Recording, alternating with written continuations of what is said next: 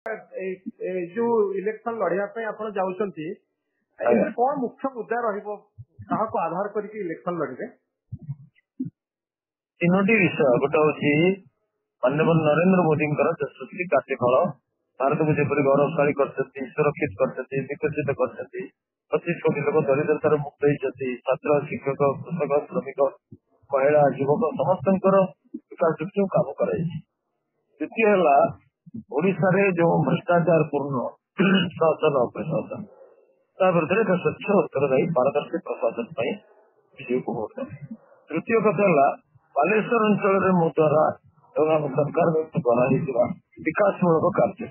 यही तीनों विषय को आधार करके सी तो खारगोल स्वाधीन प्रार्थी भाव में ठिया हे आपण निर्वाचन को प्रभावित कर किसी मंच देखे ना तो आप भावुं कि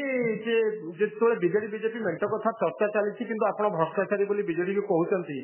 गोटे कन्फ्यूजन चर्चा कौन है बोले जहाँ सत्य आम कहना आम देखुचु फल फिल टका जाइए धरचु के सरपंच को ये पीओ को सस्पेंड करें कहना तो ये इलेक्शन में आप भावुं ओडिशा रे मोदी हवा काम करिवो बोली हाँ निश्चय मोदी हवा काम करिवो ओडिशा रे बीजेपी शासन अछि तो केतोटी सीट आप पाइबे बोली भावुं गणना मु करिबिनी अधारु अधिक पाइबे